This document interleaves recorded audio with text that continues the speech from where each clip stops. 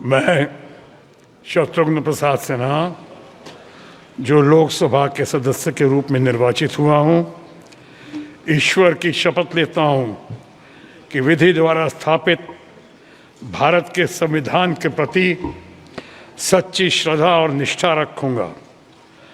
मैं भारत की प्रभुता और अखंडता अक्षुण्ण रखूंगा तथा जिस पद को मैं ग्रहण करने वाला हूं उसके कर्तव्यों का श्रद्धापूर्वक निर्वहन करूंगा।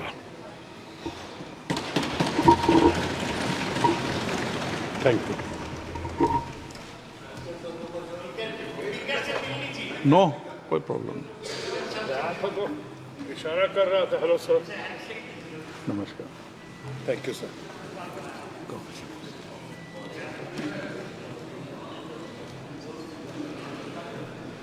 माननीय सदस्यों,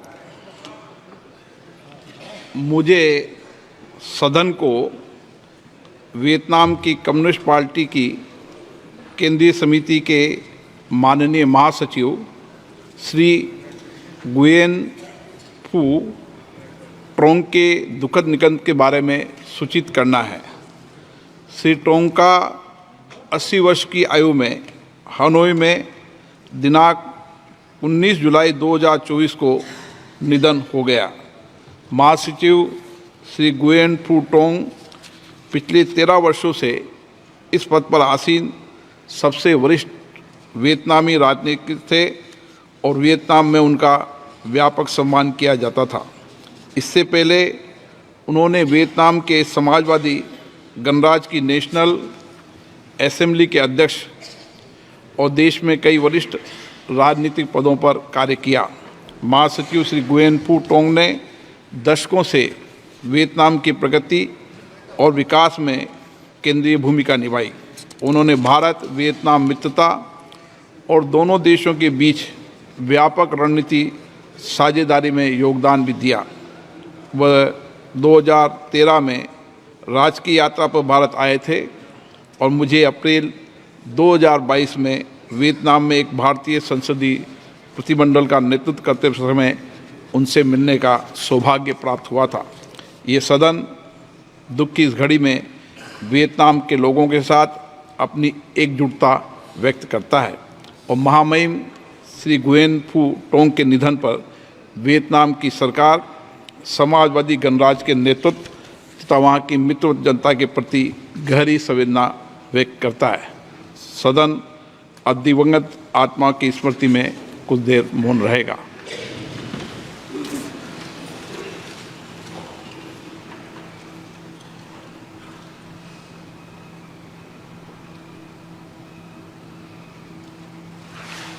ओम शांति।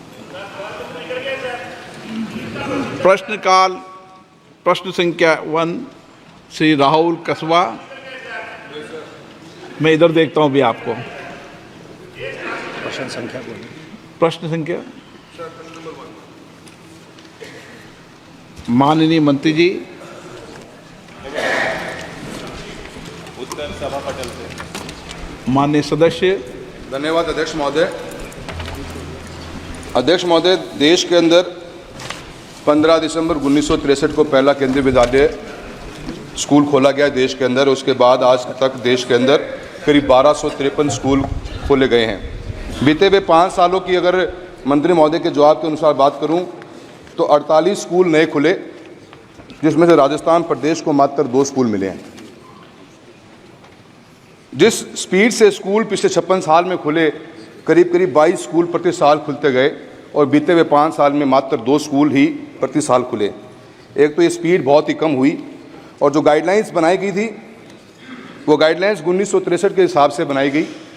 आज का बदलता हुआ वक्त है और आप की सरकार अमृत सिटीज़ नाम की बड़े बड़े शहरों को विकसित कर रही है जिनकी 1 लाख से ऊपर की पॉपुलेशन है। सर, मैं आपके मार्फत से मंत्री महोदय जानना चाहता हूं कि क्या सरकार अपनी नीति में परिवर्तन लाएगी और लाके ऐसे स्कूल्स जो 1 लाख से ऊपर की आबादी के स्कूल्स हैं, जो सिटीज़ हैं, जैसे मेरा यही लोकसभा क्षेत्र का सुजानगढ़ शहर है जिसकी 1 लाख से ऊपर की पॉपुलेशन है, क्या आप अपने नीति में परिवर्तन लाने के बाद में क्या इन ऐसे स्कूल, ऐसे शहरों में स्कूल खोलने का कोई प्रावधान रखते हो?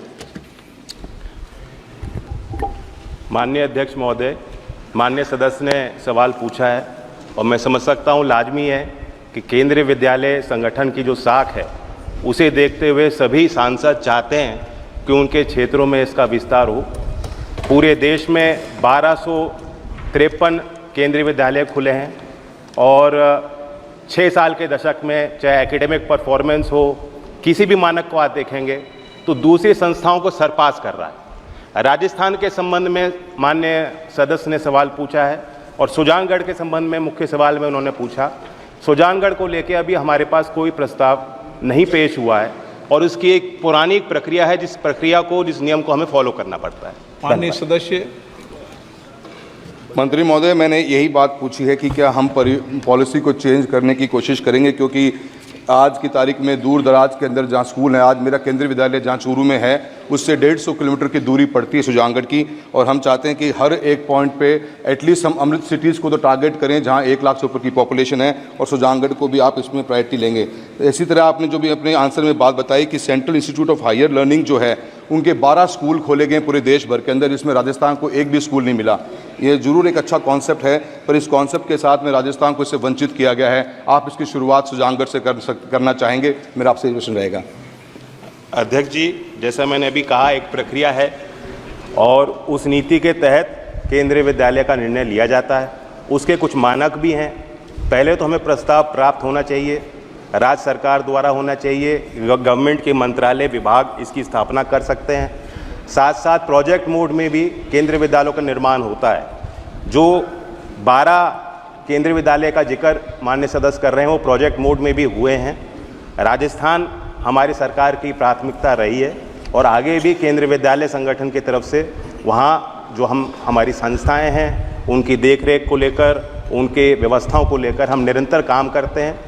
हमारी नीति में जो मुख्य प्रावधान है कि किस हिसाब से केंद्रीय विद्यालय स्थापित होगा, पहले तो प्रस्ताव आना चाहिए, ज़मीन आवंटित होनी चाहिए और टेम्परेरी अकोमोडेशन की सुविधा भी होनी चाहिए। उसके बाद ही हम आगे बढ़ सकते हैं। और केंद्रीय कर्मचारी भी होना चाहिए। जी, मैं माननीय सदस्यगणों से आग्रह करना चाहता हूँ, ये प्रश्नकाल का पहला दिन है। माननीय सदस्यगण भी प्रश्न संक्षिप्त में पूछे, माननीय मंत्री जी भी संक्षिप्त में जवाब दें, तो हम ज़्यादा क्वेश्चन ले सकते हैं। ये मेरा आग्रह है। श्री गोविंद कारजोल, सभी मान्य सदस्यों को जो प्रथम बार आए उनको पर्याप्त मौका देंगे। मैंने कनी मोदी जी को बता दिया, वरिष्ठ सदस्य को भी आग्रह किया है कि पहले प्रथम बार चुनकर आए उनको प्रश्नकाल में प्राथमिकता देने का मेरा आग्रह है, जिसको सदन मानेगा। आपको बोलने गोविंद अभी Govind. Honorable Speaker, sir, my question number 1 to Education Minister. No, he is already answered. आपका क्वेश्चन है तो पूछिए। आप प्रश्न पूछें। Sir, Honorable Speaker, sir, my parliamentary constituency Chitradurga is the most backward in the country, and more than 52% of population belongs to SC, ST and Kadugolla community. They are very poor families and their children are not getting quality education.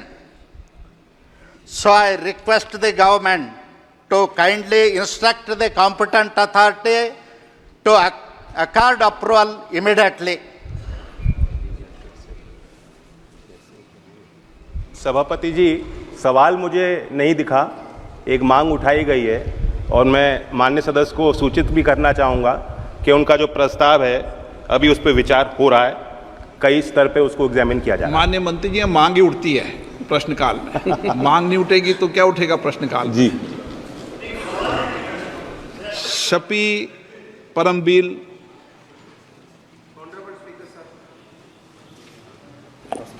Honorable Speaker, sir. Sir, we would like to know what is the expected timeline of the construction of the building of Talasheri KV, as the state government has already allotted 8 acres of land for the same. And sir, we deserve one more KV in my constituency. It's hugely populated, it's a large constituency. In Vadagara region, we request your involvement to allot one more KV for my parliamentary constituency, sir. माननीय मंत्री जी, आप बता दें कि ये प्रश्न काल है जो उसमें आपको मंत्री जी जो चर्चा उन्होंने कर लेंगे, आप बुला के वो चेंबर में चर्चा करें। सभापति जी बिल्कुल इन्होंने स्पेसिफिक सवाल पूछा है, उस बिंदु पर मैं इनको व्यक्तिगत तौर से पूरी जानकारी उपलब्ध कराऊंगा। ओके। टी तमिल सेल्वम धीरे धीरे नाम आ जाएगा, कुछ कठिनाई होती है, தலைவர் அவர்களே, स्वाभाविक रूप से है। கடந்த ஆட்சியில் எங்கள் தேனி हाँ, नाम अगर நாடாளுமன்றத்தில் शुद्ध नहीं हो तो बोल दिया करें, ठीक कर देंगे, कोई दिक्कत नहीं है। கடந்த ஆட்சியில் தேனி பாராளுமன்றத்தில் கேந்திர வித்யா பள்ளி துவங்குவதாக ஒரு செய்தி இருந்தது. இன்னும் அதற்குண்டான அறிகுறி வரவில்லை. அந்த பள்ளியை தேனியில் கேந்திர வித்யாலயா பள்ளியை துவங்குவதற்கு அரசு முன்வரும் என கேட்டமைகிறது.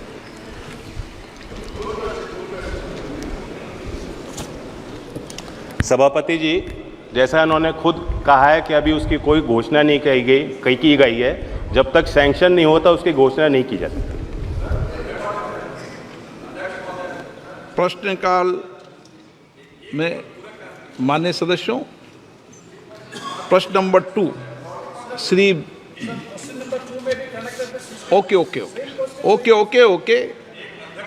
Shri B Manickam Tagore. Question number sir 2 sir, question number 2 sir. ठीक है, माननीय मंत्री जी। Sir, is laid on the table of the House. माननीय सदस्य। Sir, can the minister provide specific details on the measures being implemented to ensure the integrity of the examination process and to prevent future incidents of paper leaks, including any technological advancements or additional security protocols? Given the recurrence of such issues, it is 70 times in 7 years. How does the minister plan to restore trust in the system?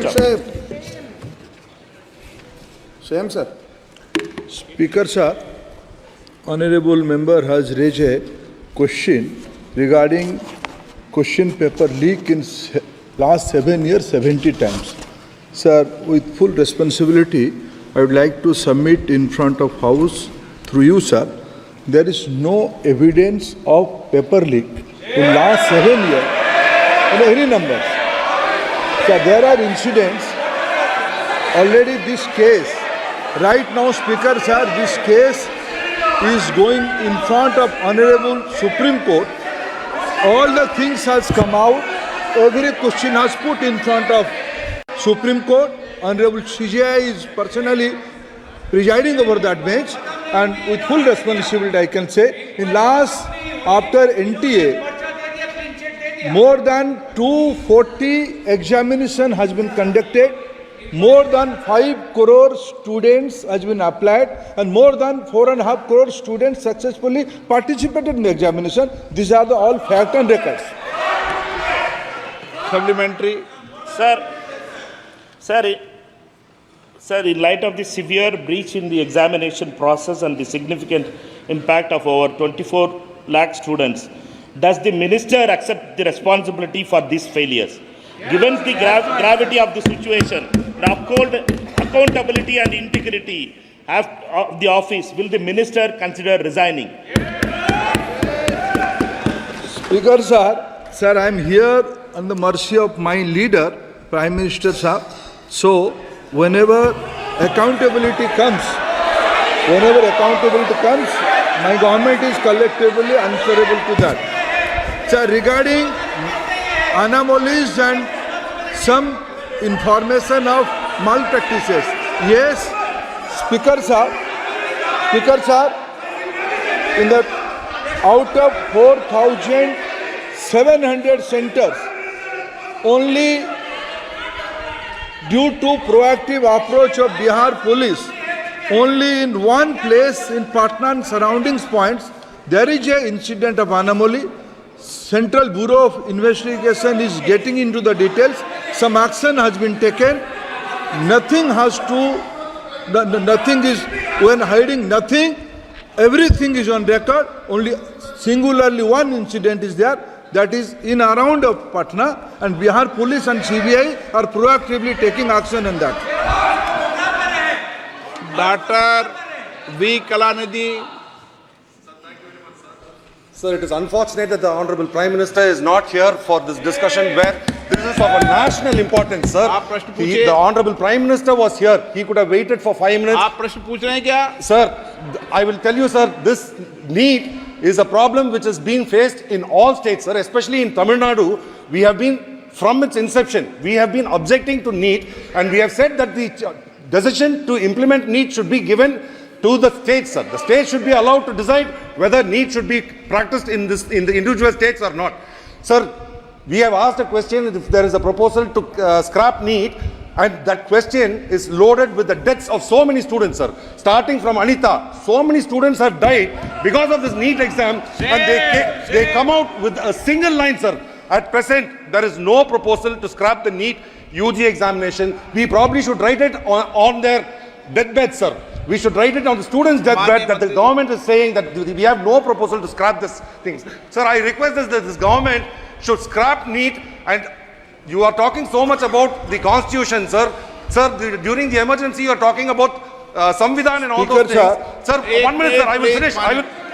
Speaker, sir, with your permission, I would like to. Okay. Sir, I would like to submit in front of you, in front of this house through you, sir. Sir, let me inform this august house the background of the NEET. When this has been the singular all India examination pattern, when this has been decided. I am putting the facts in front of you. Sir, in 2010, for the first time, this decision has been taken by the then government. Sir, everybody knows in 2010 who was in the government, who has supported this government. First time in the 2010 this decision has been taken. Subsequently twice this issue has been raised in front of Honorable Supreme Court. Both the time Honorable Supreme Court has recommended for a single examination in all India level. At first, this examination was conducted by CBSE. Subsequently, the new agency, National Testing Authority, has been assigned to conduct this examination. This is a continuous process. From the 2010 onward, this debate is on. Those who have decided to conduct that examination in those days, today, due to political reason, they are putting fingers. Today, there is categorical answer from government. Due to Supreme Court's guidance and the instruction, single examination, all India pattern examination is very successfully on. And regarding Tamil Nadu, sir,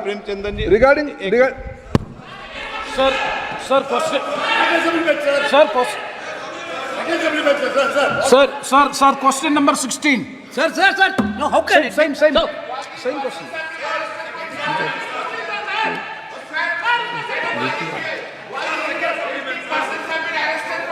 Sir. N.K. Premchandran जी, आप प्रश्न नहीं करना. N.K. Premchandran ji. Sir, please. Sir, the basic issue before us is the credibility of the competitive examinations has already been lost. Sir, 24 lakhs of students have appeared for the NEET UG examination this time. The corruption begins from the date of registration. Now, this time the registration date has been extended, and for correcting the Aadhaar updation, that has also been extended, and the leakage of paper has also happened in Patna. And after all these things, now the future of the students is in big danger, and they are very much apprehensive. They are all approaching us as the people's representative. So the point is, the CBI investigation is going on. So far, only one case is registered and one affair is registered.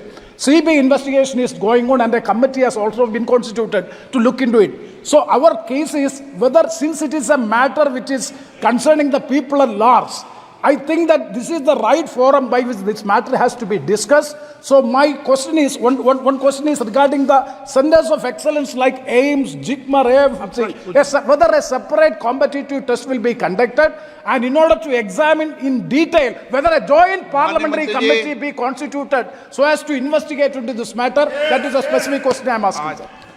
Honorable Speaker, sir, as I said in my previous reply, there is a background why this pattern of NEET examination is conducted. With utmost respect to this House, I am again politely saying, due to different views. Honorable Supreme Court has categorically twice said this centralized examination pattern has to be there. Regarding some anomalies, very government has nothing to hide. We have put all the facts in front of Supreme Court. Very right now, Supreme Court is hearing that case. It will be proper to just wait and watch what Supreme Court is giving instruction, and this house is open to any kind of discussion. Akhilesh Yadav ji, 1 minute में सबका जवाब दूंगा आज। चलो बैठो। अध्यक्ष महोदय, मैं आपका धन्यवाद देना चाहता हूं। देश के बहुत महत्वपूर्ण सवाल पर आपने मुझे पूछने का समय दिया है। अध्यक्ष महोदय, ये सरकार किसी और का रिकॉर्ड बनाए ना बनाए, लेकिन पेपर लीक का रिकॉर्ड जरूर ये सरकार बनाएगी। अध्यक्ष महोदय, मुझे इसके बैकग्राउंड में नहीं जाना है कि पूछें। अध्यक्ष महोदय, मुझे बैकग्राउंड में नहीं जाना है कि कब कैसे किस संस्था को बनाया गया है। पूरे देश के छात्र इस पे आंदोलित थे। लगातार अखबार और सीबीआई की जांच के बाद चीज़ें सामने आ रही हैं, लोग पकड़े जा रहे हैं, जेल भेजे जा रहे हैं। मैं अध्यक्ष महोदय आपके माध्यम से पूछना चाहता हूं मंत्री जी से, क्या सेंटर वाइज जिन बच्चों को सबसे ज़्यादा नंबर मिले हैं, क्या उसकी सूची जारी करेंगे? 30,000 सीटें जहां हैं, कई सेंटर अध्यक्ष महोदय ऐसे हैं जहां 2,000, 2,500 बच्चे पास हो गए हैं। सरकारी सीटें 30,000 हैं, कई सेंटर में 2,000 से ज़्यादा पास हो गए। कई प्रदेश के ऐसी जगह है जहां पर कुछ सेंटर से 600 से 650 से ज़्यादा सबसे ज़्यादा नंबर हैं। और अगर वो संस्था इतनी क्रेडिबल थी तो अध्यक्ष महोदय जिन सेंटर्स पे ये परीक्षा हुई उन सेंटर्स का इंफ्रास्ट्रक्चर क्या था? क्या मंत्री जी ने जानकारी की थी इस बात की? अध्यक्ष महोदय, मेरे आपके माध्यम से एक ही निवेदन है कि बिना ये मंत्री जी रहेंगे तो न्याय नहीं मिलेगा बच्चों को। अध्यक्ष महोदय, आदरणीय अखिलेश जी की प्रश्न का मैं विनम्रता से उत्तर देना चाहूँगा कि अभी सुप्रीम कोर्ट में जो चल रहा है केस, सुप्रीम कोर्ट ने ऑर्डर दिया पूरा विद्यार्थियों की सूची को वेबसाइट में उपलब्ध करा दो। सर, पिछले 3 दिन से देश भर की सारे विद्यार्थियों की लिस्ट पब्लिक डोमेन में उपलब्ध है। ये सारा चीज़ खुले पे है और कई प्रकार की तर्क आ चुका है। सर, मैं एक अभी उसमें केरल के विद्यार्थी भी अच्छे किए हैं, क्या हम ये कहेंगे भी वहाँ भी कुछ गड़बड़ी हुई थी? ऐसे आरोप करना, मैं देश की ग्रामीण इलाका, देश की एसटी एससी इस बार सबसे अच्छा परफॉर्मेंस करने वाले देश की एसटी एससी ग्रामीण बैकग्राउंड आर्थिक पिछड़े लोगों की है। क्या हम उनकी मेधा को हम चुनौती देते हैं? और बाकी रहा क्वेश्चन पेपर लीक की, सर मैं शुरू से मेरा एक स्टैंड रहा, राजनीति नहीं करना, लेकिन अखिलेश जी जब वहाँ दायित्व में थे उस सुबह की सर सारे सूची है कितने बार उत्तर प्रदेश में क्वेश्चन पेपर लीक हुए हैं। माननीय एक मिनट प्लीज, एक मिनट। राहुल गांधी जी, आप प्रश्न पूछना चाहते हैं? Speaker sir, it's obvious to the whole country. It's obvious to the whole country that there is a very serious problem in our examination system. This is not just a question of NEET, it is in all the major examinations. Now, the minister has blamed everybody except himself, right? I don't even think he understands the fundamentals of what is going on here. आप प्रश्न क्या है आपका? आ रहा हूँ sir. Sir ये मैं question को सेटअप कर रहा हूँ। इसलिए प्रश्न पूछ रहे हैं। ये the issue is that there are millions of students in this country who are extremely concerned at what is going on and who are convinced that the Indian examination system is a fraud. That is what is at stake here. Millions of people believe that if you are rich and if you have money, you can buy the Indian examination system.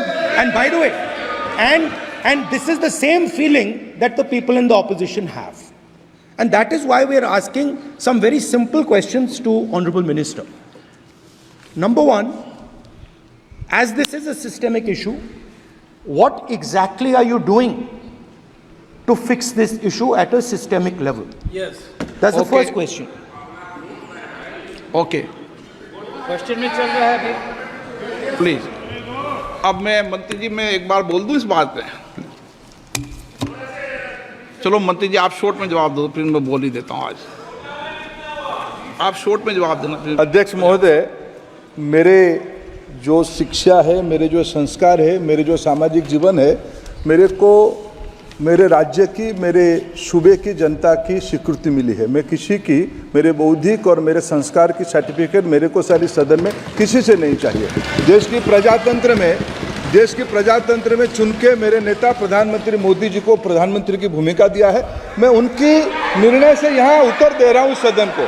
बाकी ये कहना चिल्लाने से सच झूठ नहीं हो जाएगा साहब। ये जो कहा गया देश की अभी की एग्जामिनेशन सिस्टम रबिश है सर, इससे दुर्भाग्यजनक बयान देश की नेता प्रतिपक्ष का कुछ नहीं हो सकता है सर। मैं कठोर शब्द से उसको निंदा करता हूं। बाकी रहा, मैं सर आपके सामने, आपके माध्यम से देश के सामने सर एक तथ्य रखता हूं सर। जिन्होंने रिमोट से सरकारें चलाई है, 2010 में 3 बिल आया था सर शिक्षा सुधार के लिए। उन्हीं की पार्टी के नेता आदरणीय कपिल सिब्बल साहब 3 बिल लाए थे। उसमें से एक बिल था एजुकेशन, उसमें एक बिल था prohibition of unfair practice bill 2010, जिसकी उद्देश्य एजुकेशन इंस्टीट्यूशन में माल प्रैक्टिस को बंद करना। सर मेरे सरकार की हिम्मत है, अभी हमने पब्लिक एग्जामिनेशन की रेगुलरिटीज में बिल लाए, कानून बनाए। क्या मजबूरी था कांग्रेस पार्टी की, क्या मजबूरी था नेता प्रतिपक्ष की? उन्होंने उस बिल को उल्टा किया, किसके दबाव में उल्टा किया? क्या निजी मेडिकल कॉलेज की दबाव में, उनकी घूसखोरी की दबाव में उन्होंने उस बिल को उल्टा किया था? सच सुनने की सामने नहीं है ये। मैं किसी की विद्वता में प्रश्न नहीं उठाता हूं, लेकिन सच 2010 में शिक्षा सुधार की बिल उन्हीं की सरकार ने लाया था, दबाव में उन्होंने उल्टा किया। ये हमको प्रश्न पूछते हैं। एक मिनट प्लीज। मैं सबको मौका दिया, सबको मौका दूंगा। एक मिनट माननीय सदस्य, प्लीज 1 मिनट बैठिए। प्लीज बैठिए, आप पहली बार। हाँ 1 मिनट।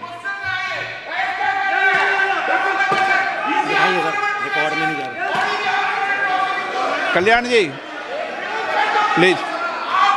कल्याण जी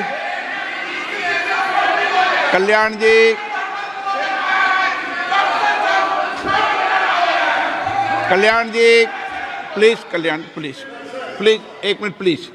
एक मिनट सबको मौका दूंगा। 1 मिनट प्लीज, 1 मिनट। माननीय सदस्यगण, विषय महत्वपूर्ण था, मैंने सबको अलाउ किया, लेकिन एक बार इस सदन के अंदर ये सार्थक चर्चा होनी चाहिए, क्योंकि प्रश्न ये था कि परीक्षाओं के विषय के अंदर, और आप सबको पता है देश में अलग अलग राज्यों के अंदर भी अलग अलग दलों की सरकार रही, और उन अलग दलों की सरकार में आपकी भी सरकार रही, अन्य दलों की सरकार रही। वहाँ भी कई बार प्रश्न लीक हुए, प्रश्न पत्र लीक हुए और परीक्षाओं पर प्रश्न उठे। मेरे सवाल 1 मिनट मैं बता रहा हूँ जिसको, आप पूरी बात सुनिए मेरी। मेरा कहना ये है कि हम और उन 1 मिनट प्लीज बैठिए, 1 मिनट नीट नहीं सारी।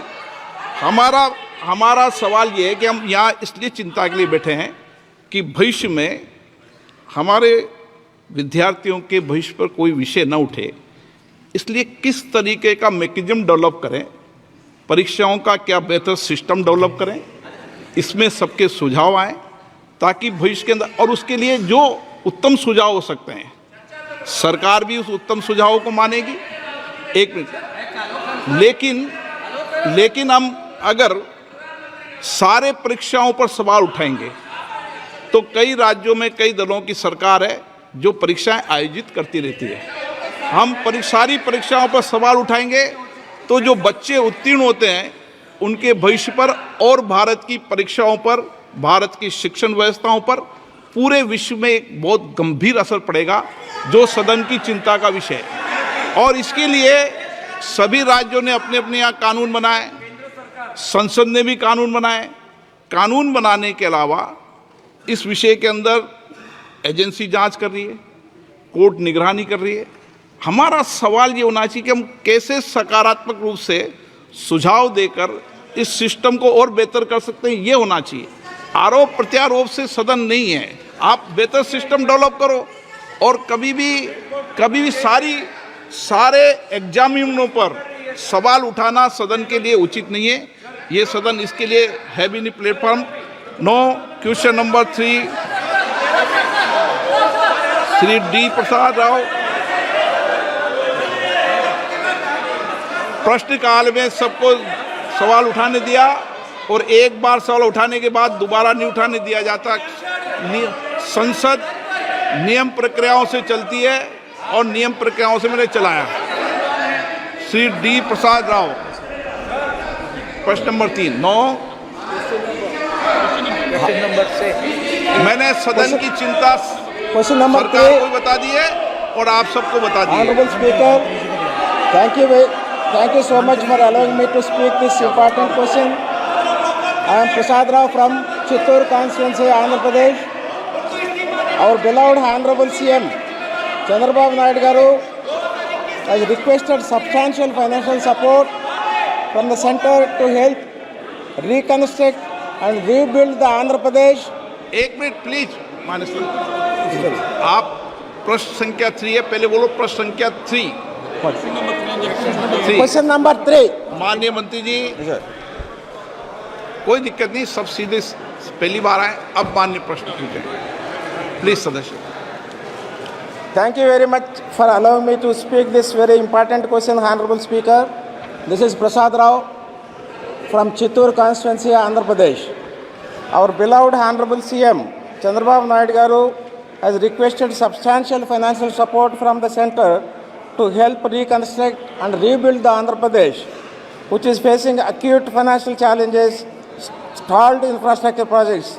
In this context, Honorable Speaker, I would like to know from the Honorable Minister about the centrally sponsored schemes and the projects that have been stopped or discontinued in the state of Andhra Pradesh, along with the reasons for the same. The current state of the stalled or delayed schemes in the state and the reasons behind the halting and slowdown of these projects. And the reply given to the question, the unutilized certificate was not furnished. It was a general reply. I request Honorable Speaker to furnish the utilization certificate for the funds allotted to the Andhra Pradesh for the last 5 years. Thank you very much.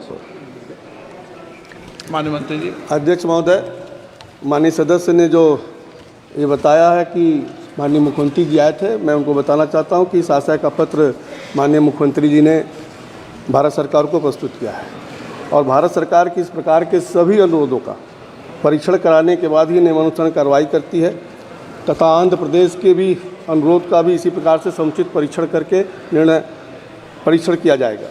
जहाँ तक केंद्र प्रायोजित योजनाओं का सवाल है के संबंध में माननीय सदस्य ने प्रश्न में बताया कि मैं उनको बताना चाहता हूं कि केंद्र में प्रायोजित योजनाएं सभी राज्यों के लिए होती हैं और केंद्र सरकार की तरफ से किसी योजना को राज्य विशेष के लिए बंद नहीं किया जाता है।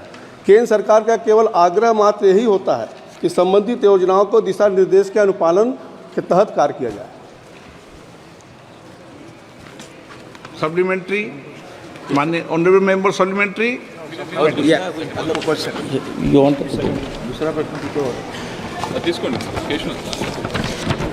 Question number 2। एक माननीय सदस्य 2 पूछ सकता है, मूल प्रश्न और सप्लीमेंट्री। कोई बात नहीं, पूछना है तो कोई अनिवार्य नहीं है, कोई बात नहीं।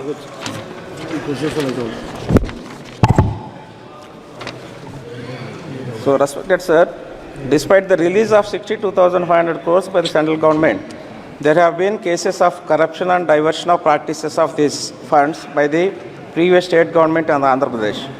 As a result, the centrally sponsored schemes implemented over the past 5 years have not been reached the people of the state. This is highlighted in the white papers released by our Honorable Chief Minister Sri Chandrababu Naidu Garu, especially in the ones related to Polavaram irrigation project and the development of our capital, Amaravati. In the light of this, I would like to ask the Honorable Minister, have there been any reported issues of fund diversion or misallocation of related to these funds in the state of Andhra Pradesh in the past 5 years? The second one is, if such issues have been reported, the detailed information on these instances and the measures taken to address them may be furnished. Thank you. माननीय मंत्री जी।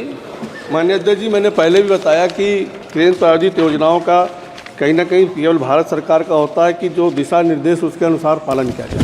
जहाँ तक पोलवरम और उसके विषय में, राजधानी के विषय में बात किया है माननीय सदस्य जी ने, कि आंध्र प्रदेश राज्य पुनर्गठन अधिनियम 2014 के माध्यम से जो आंध्र प्रदेश की आर्थिक सहायता के लिए मात्र बना था, उसके लिए भारत सरकार ने अब तक जो रिसोर्स गैप के मध्य में 1678.76 करोड़ रुपए, जो रायसीना उनका पिछड़ा जिला है 7, उसमें 1750 करोड़ रुपए, और राजधानी अमरावती की जो बात कर रहे हैं उसमें 2500 करोड़ रुपए, और पोरलम नेशनल इरिगेशन के लिए भी 15,147 करोड़ रुपया, और विशेष सहायता उपाय के लिए 15.81 करोड़ रुपया दिया गया है। लगभग 35,492 करोड़ रुपया अब तक भारत सरकार आंध्र प्रदेश सरकार को दी। Shri K C. Nenan Shivnath.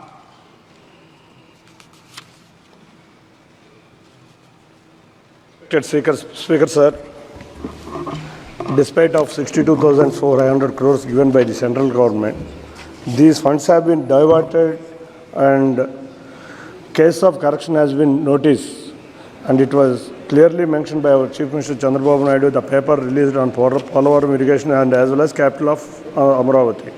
In light of this, I would like to ask Honorable Minister Ji, issue have been reported and detailed information of these instances and measures taken to address them. Thank you. माननीय अध्यक्ष जी, मैंने पहले भी इसको बताया कि भारत सरकार दी है, ऐसी कोई सूचना हो तो प्राप्त होगी तो जरूर जाती है। श्री टी.आर. बालू जी, मिस्टर टी.आर. बालू जी। So, Honorable Speaker, sir, it's very strange in Chennai and suburban Chennai. There is a very big project is going on from 2019 onwards.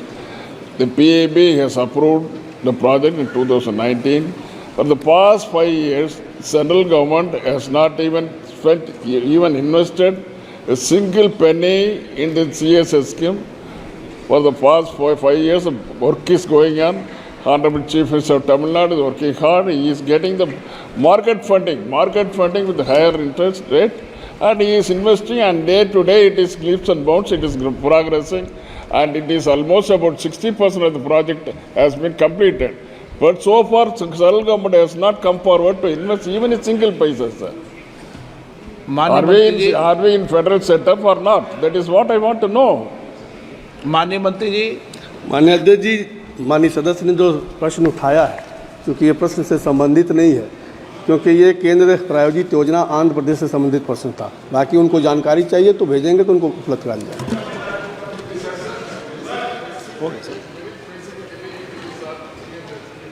Okay, CM Ramesh.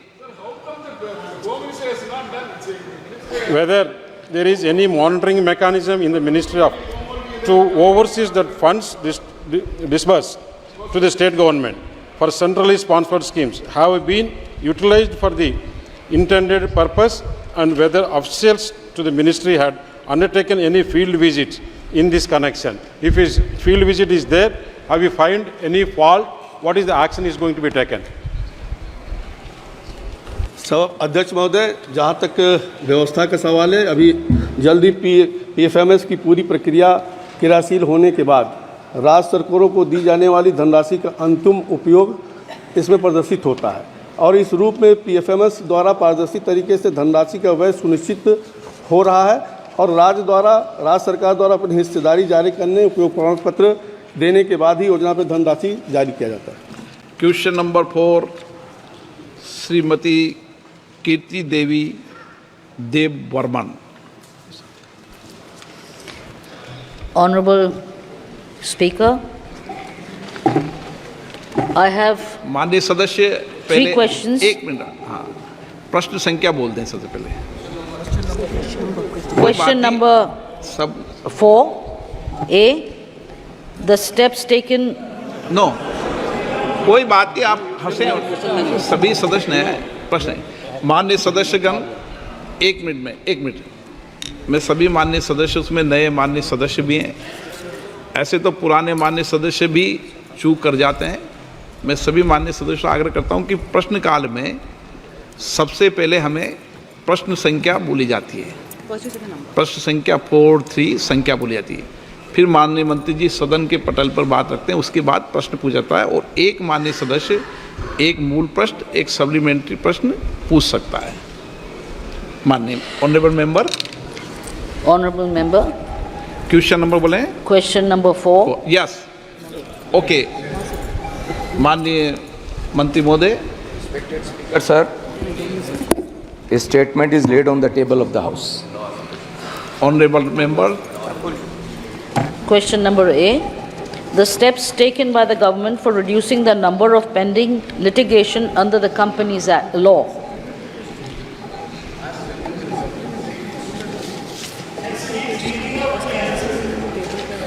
Honorable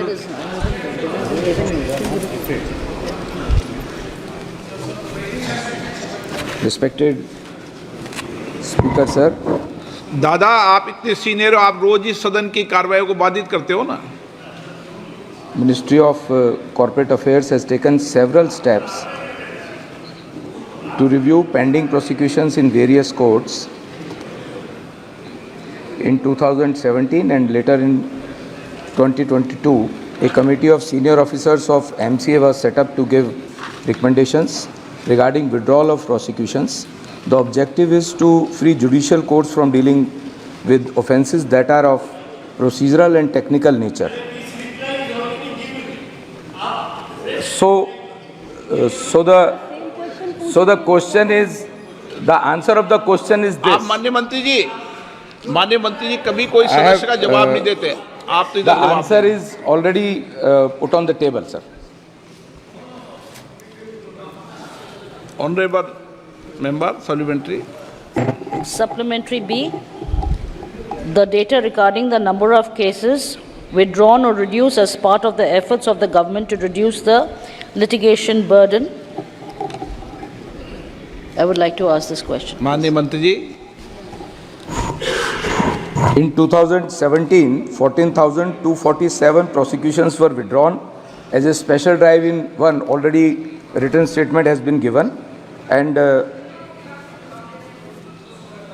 there is a decision taken by the ministry to withdrawal of 7,338 compoundable offices which have been identified, and among them 6294 applications for withdrawal have been filed before the various courts. Shri Jagdamba Pal ji.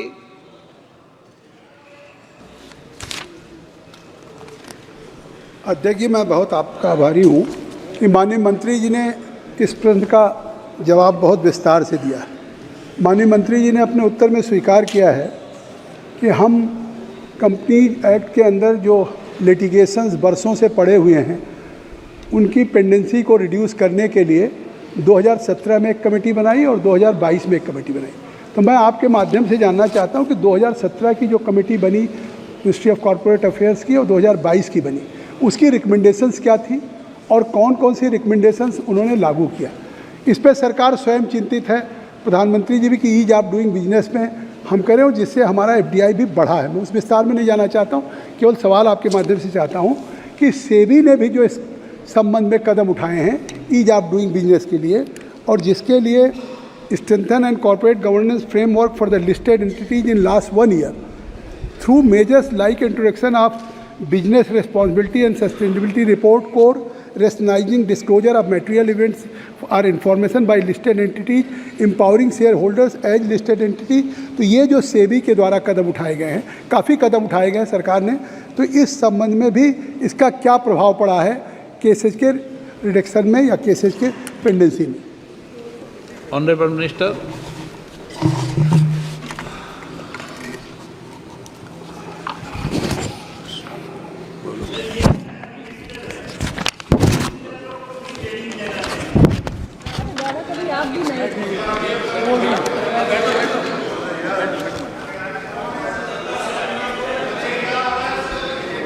Sir, please allow me. MOS Harsh ji is trying to come up with answers. He's given a comprehensive written answer. Maybe he'll take a while to be able to articulate it orally. But I just want to add some things which are very important from the point of view of the First Lady member who's asked this question, and also Shri Jagadambika Pal. Sir, Ministry of Corporate Affairs has taken a lot of steps towards reducing pending cases, and as was mentioned earlier, there was a special drive phase 1 and a special drive phase 2. Special drive phase 1 was in 17, special drive phase 2 has been implemented in 23. Till July of 24, that is this month, 15th, 6,294 applications for withdrawal have been filed before the various courts. Now, specifically on ease of doing business, a lot of steps have been taken, nearly 11 steps which have been given in the written reply. So, nearly 11 steps have been taken which were mentioned worthy, which are being specifically said in the reply. But most importantly, decriminalization of 63 major offences. एक minute माननीय सदस्य, बैठे बैठे प्रश्नकाल में नहीं बोला जाता है, टिप्पणी नहीं की जाती, ठीक है ना माननीय मंत्री जी? So 63 offences have been decriminalized, and as a result of which companies today are able to carry on their functions without the worry of compliance. There was a central processing center which has been set up so that specified non-STP e-reforms can also be, e-forms related questions can also be taken up.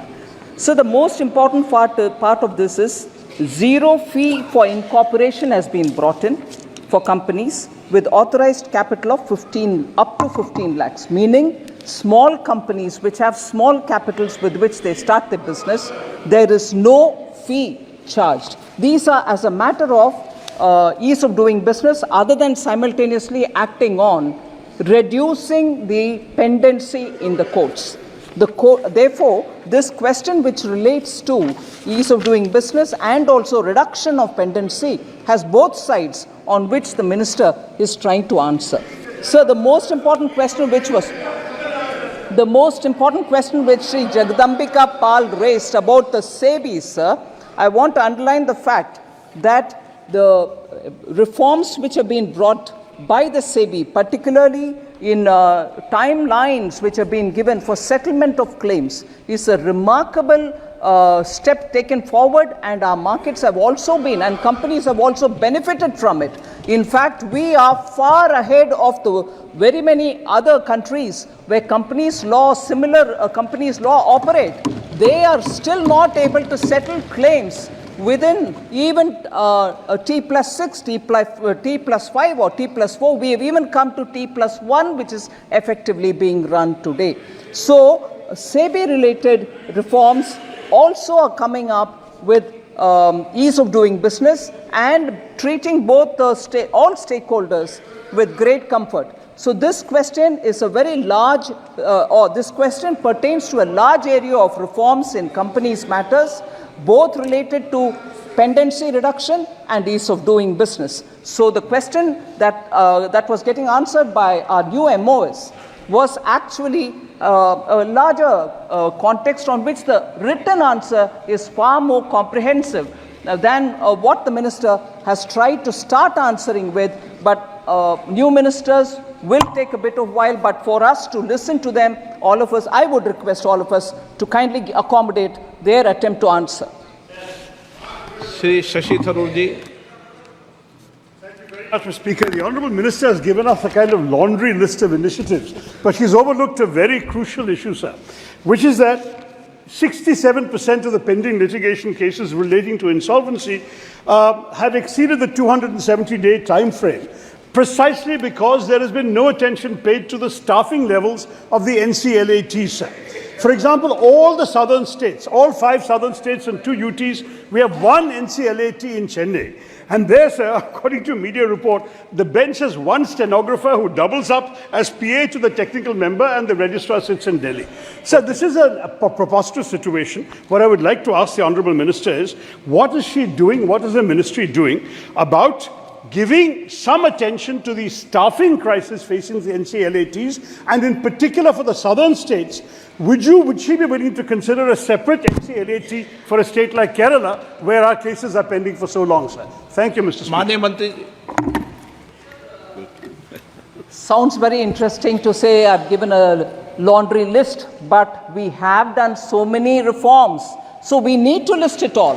And I appeal to the honourable member to read it so that he can differentiate between a typical laundry list and a list of actions taken for reforming the process. Honourable Member Shashi Tharoor should actually differentiate between a laundry list and the list of reforms undertaken by us. So with that said, sir, and with that said, I quite agree with the Honourable Member.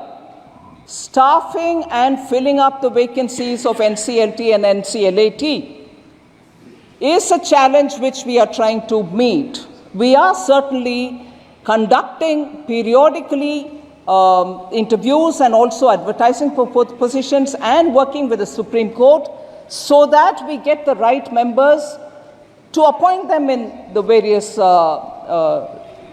company law tribunals.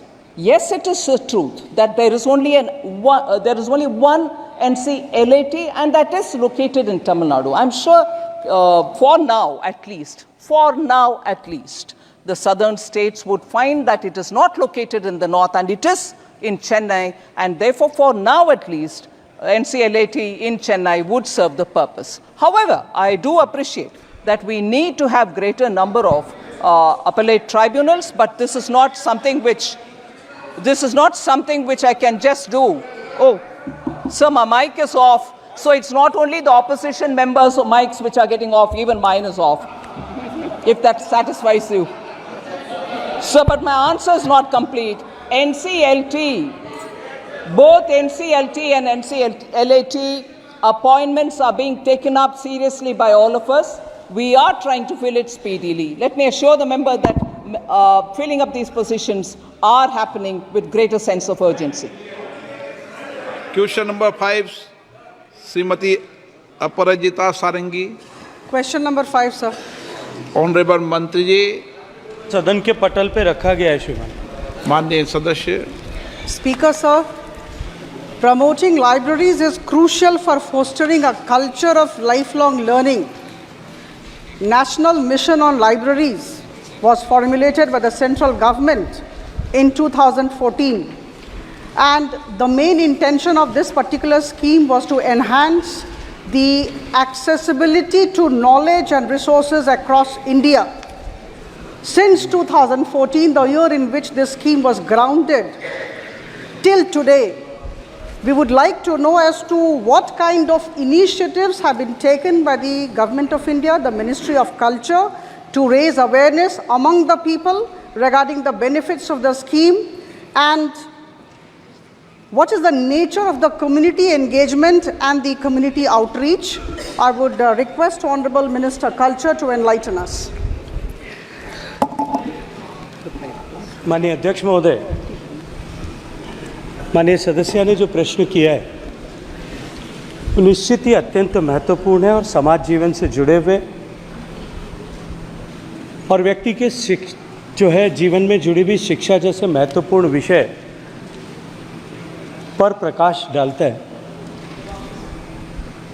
लेकिन हम सब जानते हैं कि library as per 7th schedule of the constitution ये state का subject है और स्टेट का सब्जेक्ट होने के नाते प्राइमरी रिस्पॉन्सिबिलिटी लोगों को इसके साथ में जोड़ना, लोगों की लाइब्रेरी के साथ में जुड़ाव हो, लोगों का अध्ययन करने की अध्ययनशीलता बढ़े, ये रिस्पॉन्सिबिलिटी, जन जागरण करने की रिस्पॉन्सिबिलिटी राज्य सरकारों के साथ में है। भारत सरकार नेशनल मिशन ऑफ लाइब्रेरी के माध्यम से राज्यों को उनके इस एफर्ट्स को सप्लीमेंट करने के लिए धनराशि और संसाधन मुहैया कराती है। माननीय सभापति महोदय, मैं आपके माध्यम से माननीय सदस्य और सदन को अवगत कराना चाहता हूँ कि लाइब्रेरीज़ के फिज़िकल इंफ्रास्ट्रक्चर को बढ़ाने के साथ साथ में राजा राममोहन राय लाइब्रेरी फाउंडेशन के माध्यम से विभिन्न लाइब्रेरीज़ को स्टेट्स में ग्रांट सप्लीमेंट करके राज्यों के द्वारा किए गए निवेश के अनुरूप ग्रांट सप्लीमेंट करके वो अपने यहाँ पर लाइब्रेरी एक्सपीरियंस को एनहेंस कर सकें, रीडिंग मटेरियल को बढ़ा सकें, इसके लिए समुचित प्रावधान किए गए।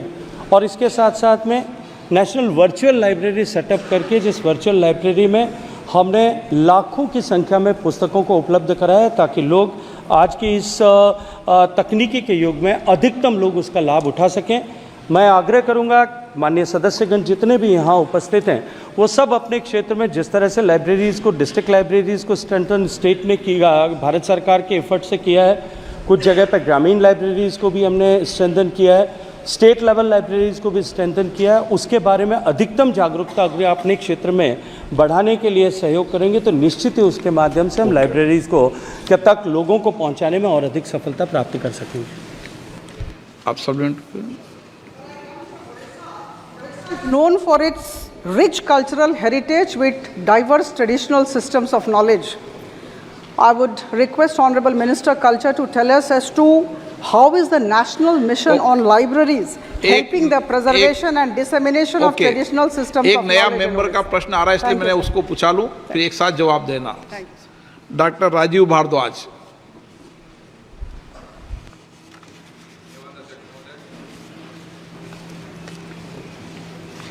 आदरणीय मंत्री जी का जो वक्तव्य सुना मैंने, क्वेश्चन नंबर 5। आपको प्रश्न नंबर नहीं बोलना, आपको तो प्रश्न पूछना है। आप तो प्रश्न पूछे हैं, नए मेंबर जो होता है ना उसका प्रश्न होता है, उसको पूछते हैं। मुझे अपने लोकसभा क्षेत्र के संदर्भ में अंतर्राष्ट्रीय संस्कृति मंत्री जी के द्वारा राष्ट्रीय पुस्तकालय मिशन के अंतर्गत मेरे लोकसभा क्षेत्र में ये 2 जिलों में विभक्त है, जिला कांगड़ा और चंबा। इसके संदर्भ में मुझे ये पता करना है कि मेरे क्षेत्र में इस लाइब्रेरीज़ कितनी लाइब्रेरीज़ हैं और उनके संदर्भ में कितनी धनराशि उपलब्ध करवाई गई। माननीय मंत्री जी।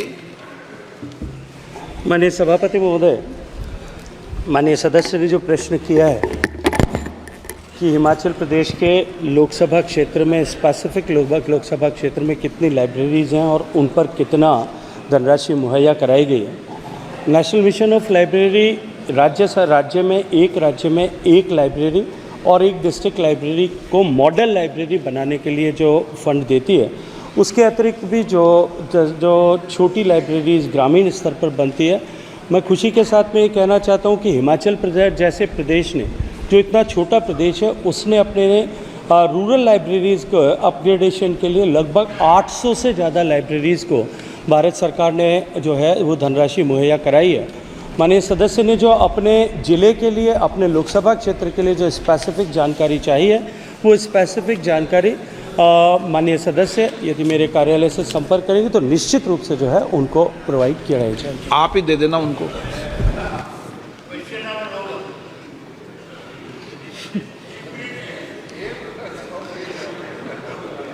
दादा आप नहीं हो तो सदन अच्छा नहीं लगे। माननीय सदस्यगण, मुझे कई माननीय सदस्यों द्वारा कुछ विषयों पर स्थगन प्रस्ताव की सूचनाएं प्राप्त हुई है। मैंने स्थगन प्रस्ताव की किसी सूचना की अनुमति प्रदान नहीं की गई है। सभा पटल पर रखे जाने वाले पत्र।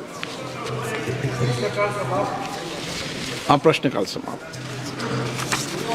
प्रशिक्षण सबको सीखते रहना चाहिए, आप भी बताते रहोगे तो सीखता रहूँगा। प्रशिक्षण सीखना ये नियमित प्रक्रिया है।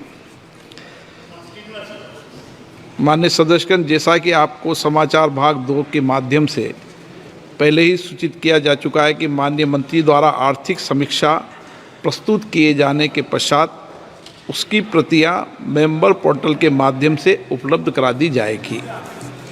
सभा पटल पर रखे जाने वाले पत्र आइटम नंबर 3 श्रीमती निर्मला सीतारमण।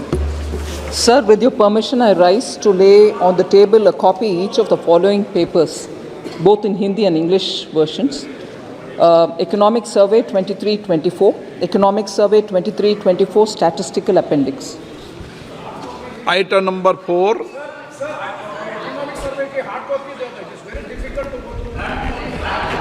माननीय सदस्यगण, हम पर्यावरण के प्रति चिंतित हैं, इसलिए कागज बचाना हम सबका। ओके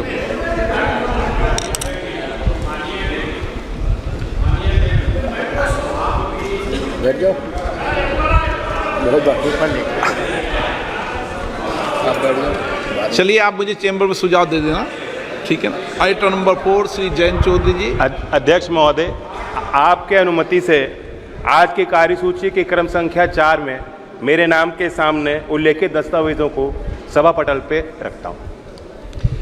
एक और विषय बता दूं, मैं थोड़ी जानकारी दी जाए। माननीय सदस्य ने सभा पटल पर रखे जाने वाले पत्रों जब बीच में टिप्पणी नहीं करते, आपको सुझाव देना दे दें, आपके सुझाव को उचित होगा तो माना जाएगा।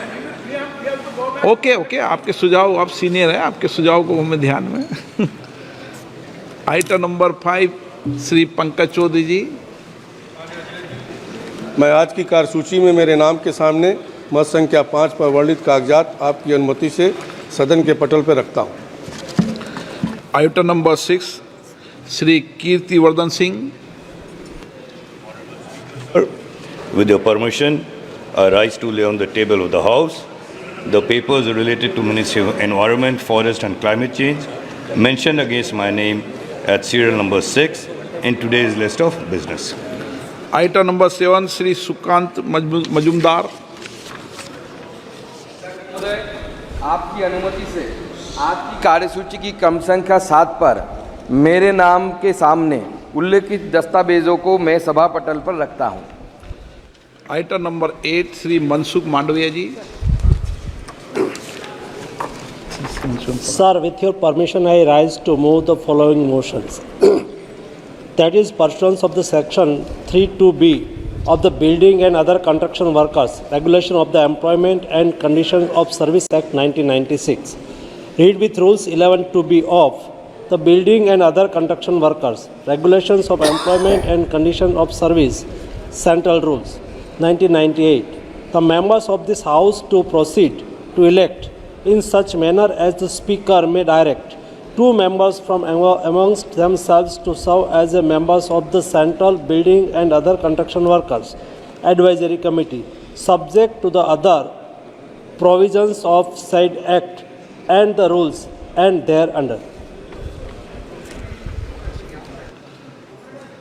प्रश्न ये कि माननीय मंत्री जी द्वारा प्रस्तुत प्रस्ताव को स्वीकृत किया जाए। जो सदस्य प्रस्ताव के पक्ष में हाँ कहें, जो सदस्य प्रस्ताव के पक्ष में ना कहें। मेरे विचार में निर्णय हाँ वालों के पक्ष में, हाँ वालों के पक्ष में प्रस्ताव स्वीकृत हुआ।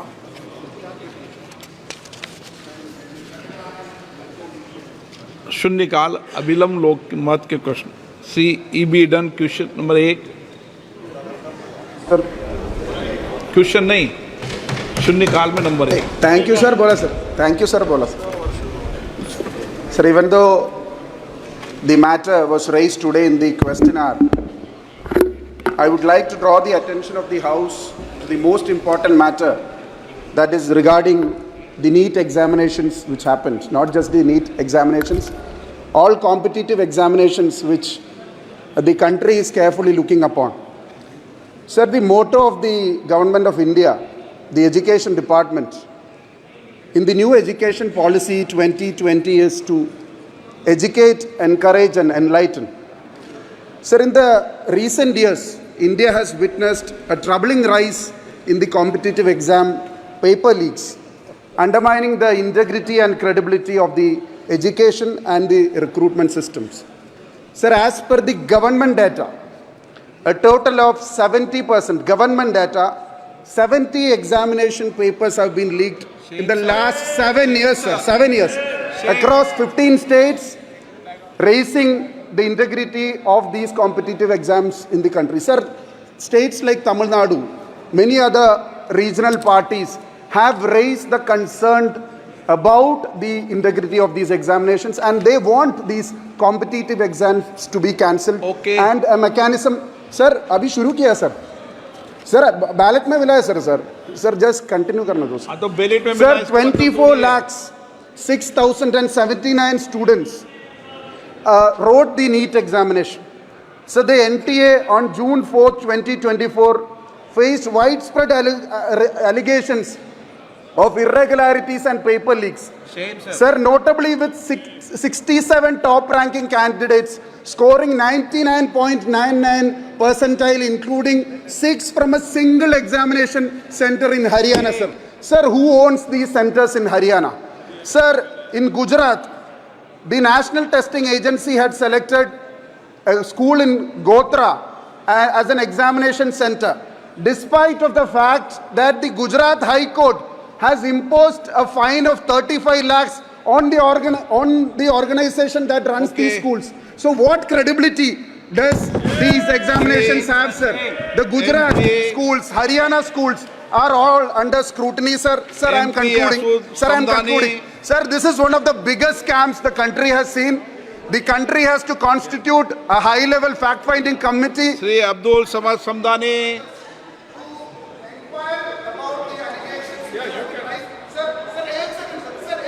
देखिए, आप सुनो, इसमें सर्वोच्च न्यायालय जांच कर रहा है, सीबीआई जांच कर रही है, केंद्र बिल लेकर आ गई है, सारे विषयों पर सब चीज़ें हो चुकी है।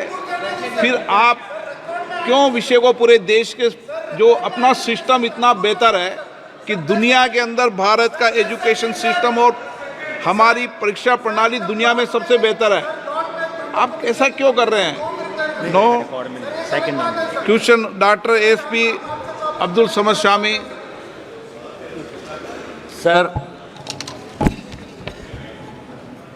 Sir, through you and this August House, I draw the attention of the government to the alarming issue of an increase in sea turbulence, causing serious coastal erosion along the Arabian Sea coast in Kerala. Sir, it is a very serious phenomenon which deserves urgent attention and very powerful and effective measures of solution. Sir, the serious phenomenon has resulted in the loss of several meters of shoreline in places like Palapatti, Ajmer Nagar, Veliyangod, etc. And also, sir, protection measures are highly needed, urgently needed in various other places including Tannitura, Pattumuri, and Padijarekara, near Kutai, Munangadi, Kodaparambu, Kashmir Beach, Ashanpadi, and sir, Vadikal, Pallivalappu, Vakadi, Adakadapuram, Paravanna, Kutai, Pudiyagadapuram, Anjudi, Chiranagadapuram, Tuval Tiram, Chapapadi, Alingal Beach, Saddam Beach, all these areas, sir, which belonging to my constituency, Pannani. Sir, this threatens the livelihoods of fishermen, as fishing and other local businesses have been adversely affected, along with the infrastructure such as roads, bridges, and public utilities. Sir, this problem affects Kerala's entire Arabian Sea coast. I urge upon the government to do the needful to conduct an authentic and scientific study involving experts in oceanography, environmental science, and coastal engineering to identify the root causes of this increased sea turbulence and coastal erosion. Madam, immediate steps need to be taken to implement the safety measures such as the construction of permanent protection like breakwater, tetrapod systems, etc. Furthermore, special funds and a package have to be formed and formulated and declared by the government for assisting the poor fishermen with the compensation for damaged houses and loss of livelihood. Madam, it is a very serious problem. Year by year, land is taken by the sea and nothing is done to prevent the situation, to protect and save the fishermen. The poor fishermen, they are suffering, madam. And this year, during the monsoon, especially in Kerala, at various places, sea erosion took place and sea turbulence created catastrophe. Consequences are so serious. So I urge upon the government, through you, madam, to take urgent steps to undo the situation, to solve the problems facing by the fishermen. Thank you. Thank you, madam. Shri Ramashankar Rajbhar. आपके महोदय, आपके माध्यम से मैं सरकार का ध्यान अपने लोकसभा क्षेत्र के रेवती रेलवे स्टेशन और बनकटा रेलवे स्टेशन के तरफ आकृष्ट कराना चाहता हूं।